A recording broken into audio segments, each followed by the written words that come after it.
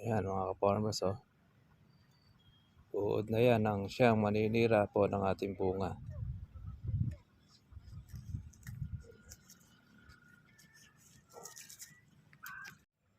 Ito mga katribya, yung ating kalaban. Basta't ganitong kumulurot ang dahon,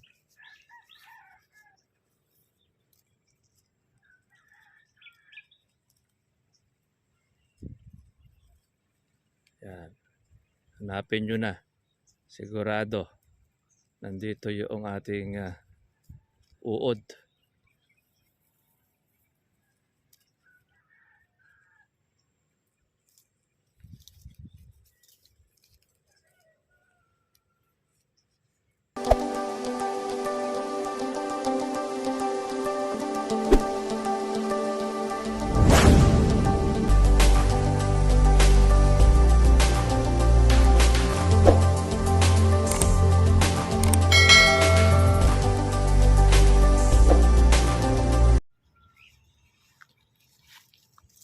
Ganito po mga katribya po kababagsik ang mga uod sa ating pong kalamansi. Kahit po yan ay buo ang inyo pong mga bunga, ay nako, ay kakain at kakainin po yan ng mga uod. Lalo na po yung mga bumibilot sa dahon. Isa yan mga ka-farmers sa nagiging number one na problem po ng ating pong mga ka-farmers, mga magkakalamansi.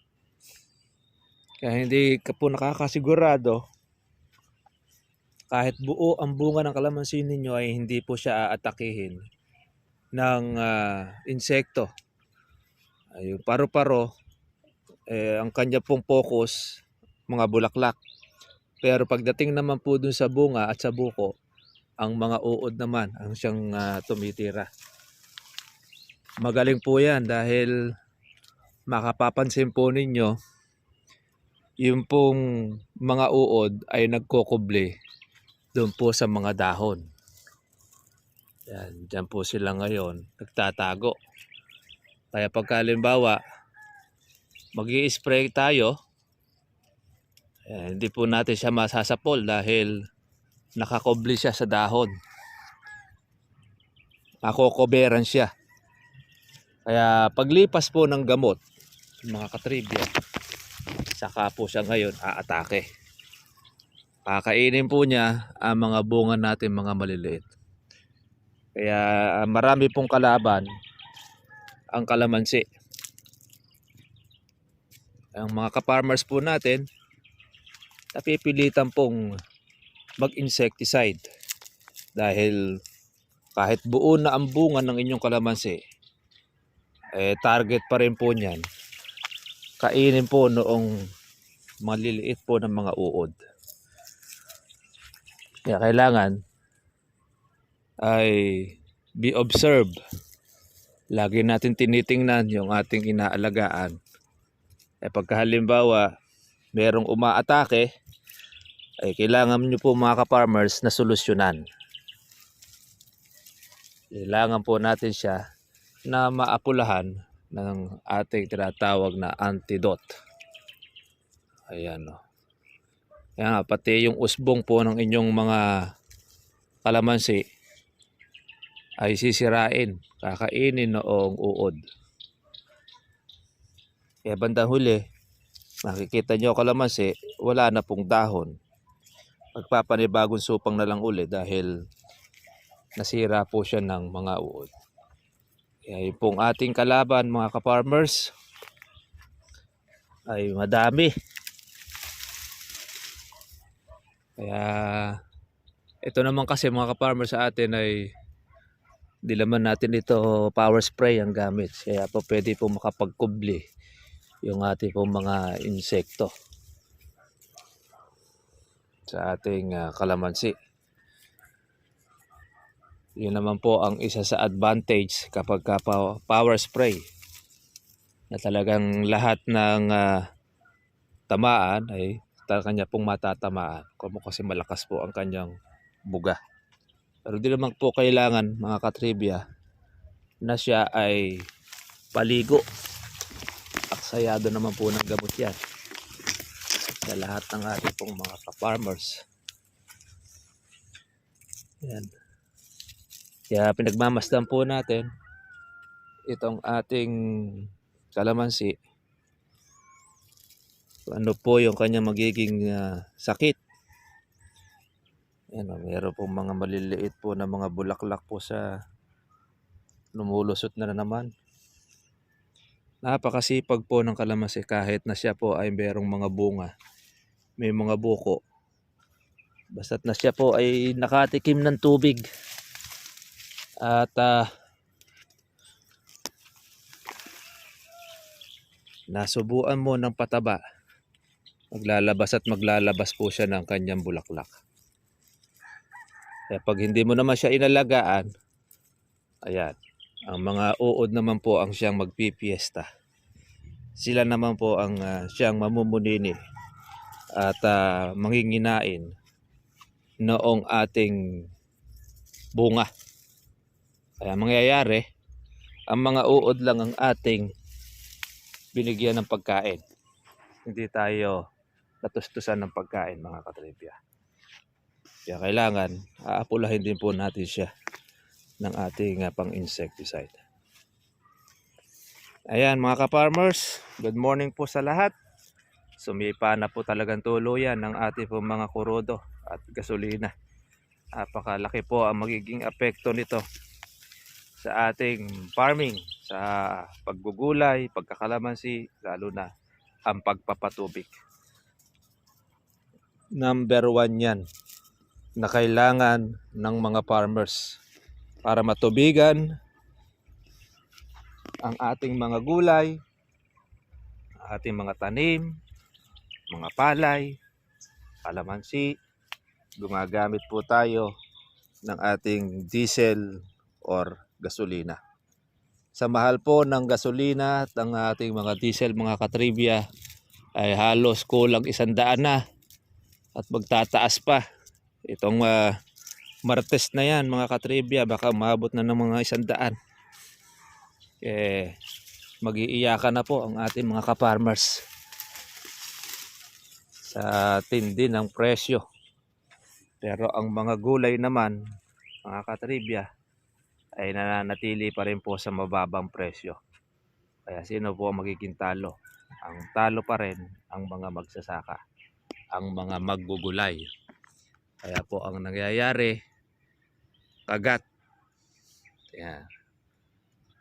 Mangyayari, uutang kay Bombay, uutang sa agri-supply. Ang agri-supply naman magpapatubo ng maganda. Kaya tumaas, bumaba ang kanya pong fertilizer, kanyang insecticide, wala siyang magiging lugi dahil sila ang nagpipresyo. Na parang gasolina lang yan, yung mga businessman, sila ang nagpipresyo ng kanilang gasolina. Kaya yung imbak nilang gasolina, hino-hold, ayan, para po makatikim sila ng magandang halaga at mas malaki ang maging kitain ng kanilang produkto. Wala, hindi naman natin sila pwedeng masisi. Business nila yan. Sila may karapatan dahil sila po ang may-ari. Kaya magsasuffer mga ka-farmers, tayong mga magkakalamansi, tayo pong mga magsasaka. Kaya continuous ang ating ang gera sa Middle East, ang pagsipa dahil mga binobomba ang mga barko na naglalayag para magdala po ng kurudo sa ating bansa at maging mga sa ibang mundo. Kaya patuloy po pa rin po ang pagtaas po ng produktong petrolyo. Kaya ang pinaka-the best na po natin gawin mga ka-farmers ay siyempre manalangin una sa Diyos na mapanuto at makasundo na yung mga sisipaggera na yan. Tapos siyempre tipid na konsumo sa ating pong mga kurodo. Sa bagay, ang ating pong mga tanim, ang ating kalamansi, ito talagang obligado tong patubigan. Dahil pagka hindi mo ito tinubigan, malalaglag ang mga buko, ang mga bunga ng kalamansi natin. Kaya yun po ang isa po na kinakaharap po natin na malaking krisis sa kasaysayan. Sipin ninyong wala pang isang buwan, ang doble ang itinaas ng presyo ng kurudo at gasolina sa merkado. Kaya dobleng paghihigpit ng sinturon, mga katribya. Kaya tutok lang po tayo. Ito po sa ating alagang kalamansi, ano man pong gulay. Kaya yung pong mga katribya po natin, isa pa, pagka po naka-container ang inyo pong daladala, hindi kakargahan po ng mga ibang gasolinahan. Buti na lang po, ibang may gasolinahan, tumatanggap po na may container. Kaya iba, napipilitan dalhin nila yung kanilang makinang patubig doon sa gasolinahan. Dahil doon sa gusto lang meron sasakyan lang pa pwede magdala. Napaka-mali po nun. Dapat kung yun ang bigyan nila ng priority, yung mga nagsisipagpatubig, yung mga magsasaka, nabentahan po ng kurudo kahit doon sa container. Alangan naman dalhin pa nila yung kanilang pampatubig doon sa gasoline station. Kaya lalo na kung yun po ay napakabagal, isasakay mo pa kung saan saan, mamumroblema pa ang ating mga ka-farmers. At kung sakali man makargahan man po yung ating container, yung tangke ng makina, ilang litro lang ang laman no, mga katribya? 6 or hanggang 7 na litro. Kung magpapatubig ka, hindi ka kasya 7 litro mo. Babalik ka na naman ulit sa gasoline station. Di ka takot-takot po na pahirap ang ginagawa sa ating mga farmers. Yung sana po ang pansinin ng gobyerno. I-priority nila ang mga magsasaka, ang mga pangangailangan. Kaya kahit na medyo may limit, mga ka-farmers po yung pagkakarga, sana naman ay bigyan po nila ng pansin ng mga farmers natin. Dahil sa pagdadala ng kanilang makina para pakargahan, 6 litro lang ang makakarga, tapos pagkaubos, babalik uli. Ayun. Katakot-takot na istorbo ang mangyayari. Yan mga ka-farmers, ang ating pong kinakaharap po ngayon, ang krisis ng pagtaas, pagsipa ng ating mga kurudo. Kaya marami po ngayon magpapalay, pagka-harvest po nila ng kanilang palay, malamang sa hindi na po makapagtanim po ang marami. Dahil sa mahal po ng kurudo, sigurado, pati mga binhi, pati yung mga pang pesticide, pati rin yung mga abono, lahat yan matataas na. Kaya ang mga ka-farmers natin, yon, malaki ang magiging problema na kinakaharap. Ala tayo magagawa dahil pang mundo yan. Kaya sana ang gobyerno, yan ang kanyang dapat na maasikaso. Paano malulutas po ang malaking krisis na yan? Papababa ang presyo ng mga petrolyo, ang mga bilihin, sigurado yan, magtataasan. Pati po pasahe. Kaya tayo po ay focus, tutok kung hanggang saan abutin itong ating inaalagaan, ating pangkabuhayan. Yan. Lagi tayo manalangin po sa nasa taas. Okay mga ka-farmers, mga ka-trivia, yan po, update lang po tayo dito sa ating kalamansi, sa ating inaalagaan. At yan na po, umpisa na po siya ngayon ng pagbabawas ng mga bunga, pati na rin po yung mga merong may sira. Ayan, ay unti-unti na po yan na malalaglag. Tapos kung ano po yung matitira niya, yun mga ka-farmers po yung ating susuportahan. At yung kanya naman pong ilalabas po na kanya pong bulaklak, yan naman ang magiging extra niya. Kaya yung po mga ka-farmers na mga nasira pong mga bunga at ng mga nalaglag, papalitan po yan ng another po na bulaklak. Ang kailangan lang po natin na maagapan, yung pong mga uod na kumakain po ng bunga. Kaya continuous pa rin po ang ating pong pag-spray ng ating pong kalamansi. Hindi po natin siya po pwedeng hintuan dahil baka yung natirang bunga ay lalo pa niyang sirain. Dahil yan, nakikita na po natin yung ibang mga may sira po ang dahon tsaka merong kagat. Mga buo yung bunga pero kinakain niya.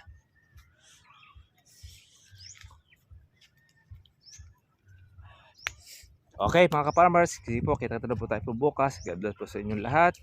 At nawa po ay sana yung petrolyo natin ay bumaba. O kaya kahit manatili lang po muna sana sa ganyang presyo. Kaya lang, hindi natin pwedeng kontrolin yan. Sabi nga nung gasoline boy, hanggang April 14 na nga lang daw yung ating mga kurudo. Masakla po yan dahil kakaroon na uli po tayo mga katribya po ng crisis sa pampatubig ng ating pong mga kalamansi. Sige mga farmers, God bless sa inyo lahat. Kita na po tayo bukas. Bye bye.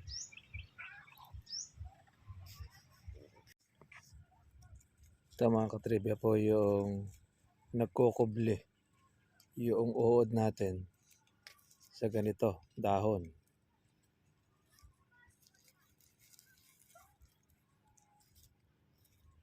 Wala siya at nakatakas. Ito mga katribya yung ating kalaban. Basta't ganitong kumulurot ang dahon,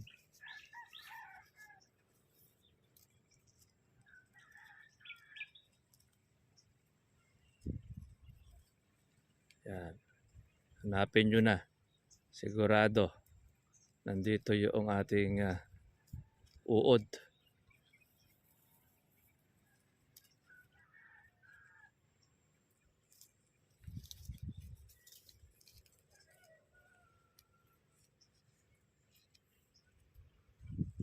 Ito, yan. Ito mga ka-farmers po yung uod natin.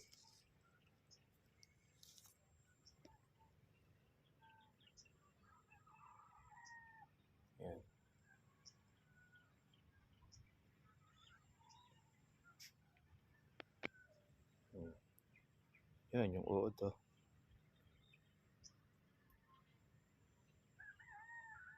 Yan, manginginain ng husto yan pagka hindi natin ito mapatay. Kaya sisirain ng husto mga ka-farmers po ang bunga natin. Siya pala eh. Yan talagang patungan nun. Yan ang kawan niya.